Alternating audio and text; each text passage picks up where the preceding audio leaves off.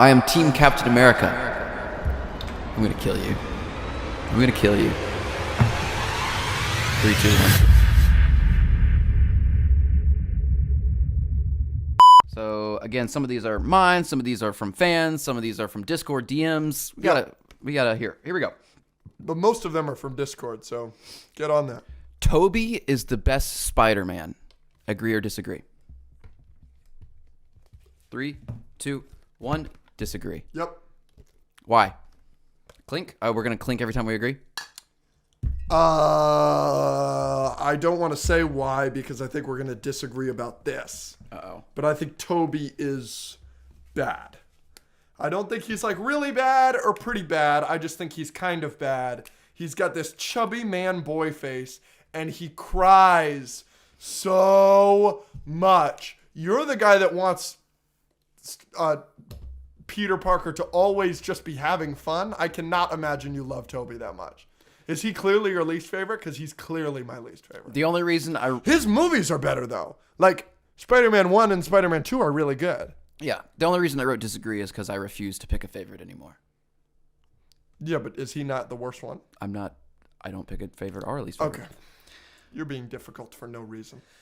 Oh, you must be rubbing off on me. Chris Hemsworth is the hottest MCU actor.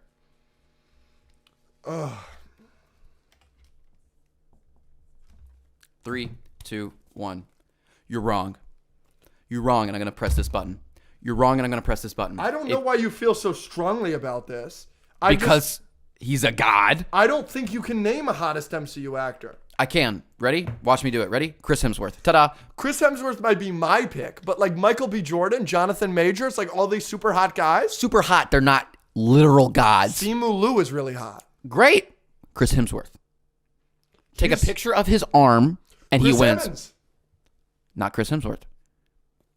None of them can play Thor. Thor's a god. Long hair, blonde, gorgeous. Tom Hiddleston's a hottie. They're all hot. Chris Hemsworth's the hottest. And like, what about the women? We're just talking about the men. Ryan Reynolds is in the MCU Chris now. Hemsworth is Ryan Reynolds is in the MCU now. Deadpool 3 has to come out, and before I agree with that. But do you think Ryan Reynolds is ahead of Ryan Reynolds has got a shot. Hemsworth? Okay. But I still might give it to Chris Hemsworth because he's a guy. He has the god like. But so you're putting Chris Hemsworth over all the men and the women? No, this says Chris Hemsworth is the hottest MCU actor. Actor. I'm an actor. Okay, so we're not including Who am I? women. I'm an actor. Oh. I didn't say it right. I don't know. Yeah. It's all fake. Trevor. Oh, Trevor yeah, Slattery. yeah, I'm an actor. Yeah. Okay. You didn't say it right at all. No, well, your Yoda sucks. So, ready? Arby's is an amazing fast food restaurant. If I'm gonna flip out. 3, 2, 1, agree. Ass. No! I'm sick of the internet hating on Arby's. I'm sick of it. No! Arby's is great. Arby's has multiple things on the menu that I love. Denny's, Arby's. It barely beats the worst fast food chain. Why? What about it is bad? I'm sick of the Arby's slander. I'm sick of it. I'm sick of it. You're a big Arby's guy. You're probably the biggest Arby's guy in the world. I have 6 Arby's. unused Arby's gift cards sitting in my car right now because my family knows I love it. The turkey bacon ranch fresh sandwich that you can get as a wrap, great. The cheddar sandwiches, great. The chicken bacon ranch, great. Their curly fries, great. They have shakes. They have mozzarella They're sticks. not paying enough for this. They have loaded. We have the meats. They have chicken loaded mac and cheese. I am like, what's wrong with Arby's? It just became this like internet trend and you got sucked into it. From Da Boy on Discord. I am Team Captain America. I'm going to kill you. I'm going to kill you. 3, 2, 1. They need to be put in check.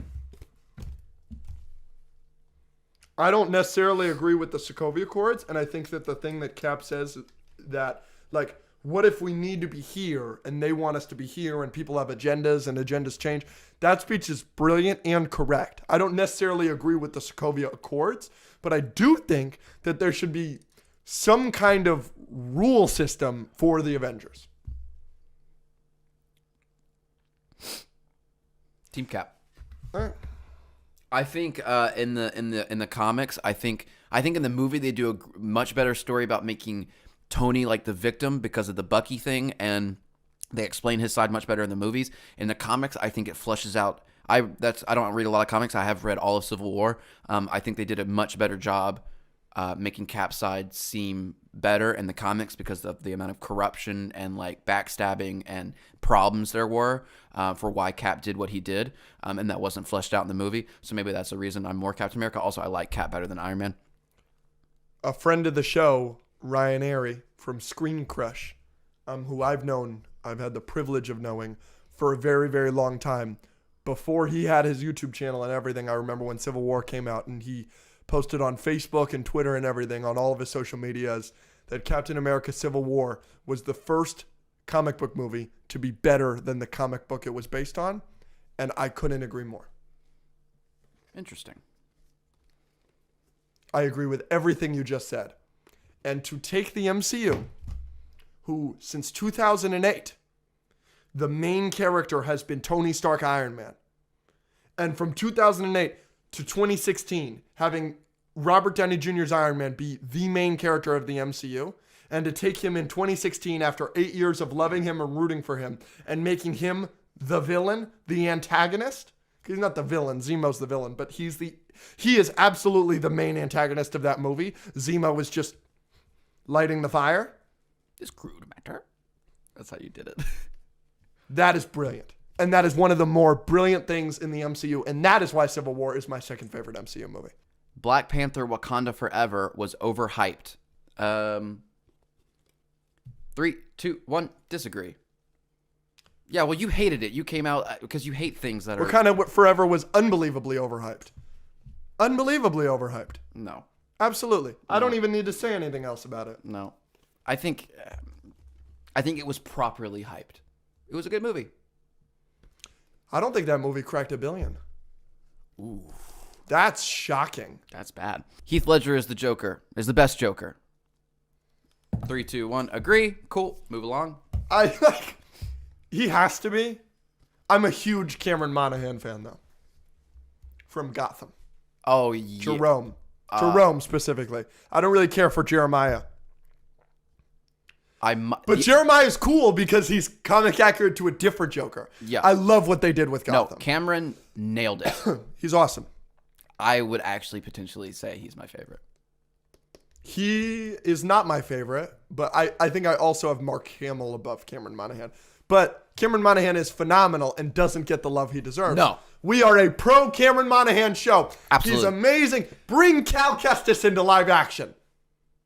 Jedi Fallen Order. Oh, yeah. I was like, wait, yeah. Yeah, he's great as that. He's good in... I haven't played that game, have you? I've played some of it. Mario, my little brother has played it, and he really enjoys it. It's good. So I watch him play, and I'm like, oh, this story is great. Yeah, it's really cool. When I first saw the scene of Jeremiah laughing in the police interrogation room with Jim, if you haven't seen that scene, I need to Is that the first scene? Where he's like murdered his mother, Yeah. and then he's laughing? So that's not Jeremiah, that's Jerome. That's what I meant. I'm sorry. Great scene. His laugh. He's phenomenal. And I love that Gotham is such a comic booky show, as it should be. It's they're never going to do the face cut off in the movies, but they do it in the show, and It staples it back on. So good. That's comic accurate. Yeah. I love it. Yeah. I love that they fucking did that. I love the balls that show had. Gotham? And then they kill him. And then they're like, oh yeah, you thought this guy was the Joker? Yeah, kill him. It's his twin brother. Yeah. That's so comic booky. Yeah. That's straight out of a book I'm reading in 4th grade. Yeah. Oh my gosh. Gotham is underrated. All of them. Because he's 3 different Jokers. Because the Jeremiah that starts, that's a really cold Joker. With the hat and the purple. Oh, He was after, by the yeah. way. That's Jeremiah. Yeah. Mwah. But then he gets the acid on him. And he's all deformed. And he's barely got the hair. And it's awesome. Yeah. Cameron Monaghan, you are the man. Yeah. And you don't get enough love. No. We need to... You're getting a lot of love from Star Wars, which I'm happy about. You don't get enough love for DC. You should be James Gunn's Joker. Sorry. When it came out... Yep. Everyone who watched the show was like, why haven't we... kill Jared Leto, basically. Please fire him. Everyone who saw the show or saw clips of the show fell in love because it was so good. It was like a live action version of. It was a live action version of like things we hadn't gotten before. Yes. Because we had gotten Heath and we had gotten who's the one before? Jack Nicholson. Thank you, Jack Nicholson. And then we got Jared Leto, and we were like feeling down about our live action Jokers. You're forgetting Cesar Romero. I mean, yeah, I was just going more recent. No stress. But he's good. But like, it was kind of that version of Joker, but more modern and creepy, and like from the comics, and like every scene he was in, he nailed. Cameron Monaghan, most comic accurate Joker. Yes, and I like that. I like the laughter and he's making him laughing gas. I don't know if they did that in the show, but they definitely could have. Like that show, I remember after every episode, especially in the last few seasons, that show starts as like, oh, you're watching the Penguin like work his way up, and like it's super simple. And by the end, like half of Gotham is blown up, and like Firefly is going to war with Mr. Freeze, and Ra's al Ghul is like killing Alfred, and there's like two Jokers running. Like it's just like, and then Jim Gordon is just like walking through all of it, and you got like a teenage Batman who's just starting out. It's wild. So good. Such a good show. Okay. They did all of it, and I love it. Yeah. Yep. Cameron Monaghan, James Gunn, we know you're going to do Willem Dafoe because it's an older Batman. You really think he's going to do that? He's campaigning for it. He was just on Fallon saying he wants to be the Joker. Willem? Yes. But you think James Gunn actually going to do that? Yes, because it's an older Batman, so it's going to be an older Joker. If they do that, I'll actually lose my mind. By the way, Barry Keoghan is going to be great. He's the Joker in The Batman. He's a great actor. He was nominated for Best Supporting Actor from Banshees of Inisherin. He is Druig in Eternals. The guy that mind controls everybody. He's the Joker in The Batman. Did you see the deleted scene? Well, where he goes and interrogates him? No. I just saw the post-credit scene. No. There's a scene that they filmed with him, and he's got the makeup and stuff. It's cool. Oh, well, I didn't like the post-credit scene, so I'll have to see. Really? It wasn't a post-credit scene. It was like in the movie. But yeah. Anyway. Oh. Okay. We'll get back to it. We went on a little Gotham rant. Sorry, there. that was cool. I liked that. Yeah, we had a Gotham is an underrated show. If y'all haven't seen that, that was our like nerd moment for a minute. Yes. Okay, we'll get back on track. Yep. Another nerd thing from JBB on Discord. Henry Cavill is a good Superman, and they should have kept him. 3, 2, 1. Agree. You disagree, and you wrote dis really, really big, and I think that's disrespectful. I think his performance is disrespectful to the character of Superman. Give me one reason. He is Batman. Why is he so sad and mopey the whole time? Did you see the script they gave him? I want to see. Did you see the director? The director was Zack Snyder. If you are, I will say that, I've said this once, I'll say it a million times. If you are given bad material and perform badly, that is equally on the actor as it is the director. Did you see him in Joss Whedon's Justice League? That was Superman. He's a bum with a fake mustache in Justice League. Bullcrap. He's bad. When he comes in and says, truth, justice, and the American way, boom, or whatever, at the end, great. No. Yes. No, you couldn't be more wrong on this. No. His look is great. He looks the most like Superman of anybody. He looks more like Superman than Christopher Reeve, and that's the only thing he does right.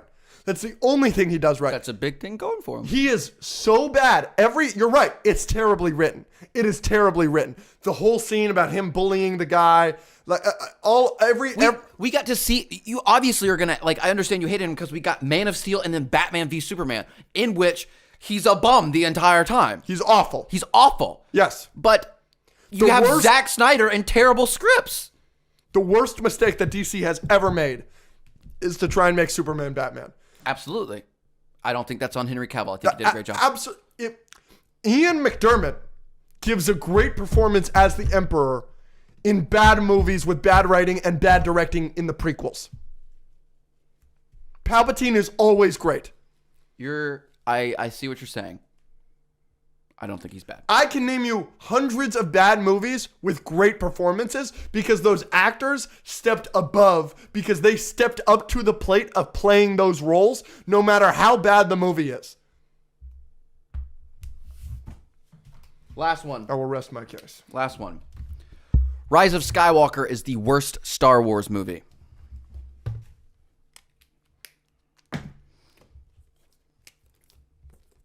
Three, two, One, disagree, clearly. Obviously.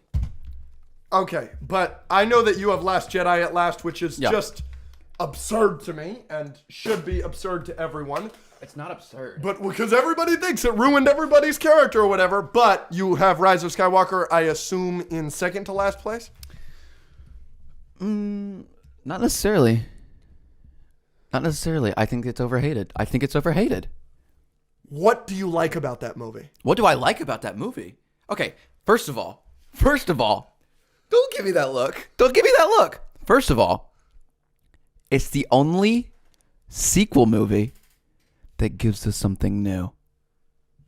Go f*** yourself. No! Go f*** yourself. No. What does it give us new? Babu Frick? Hey-oh, he's great. Babu...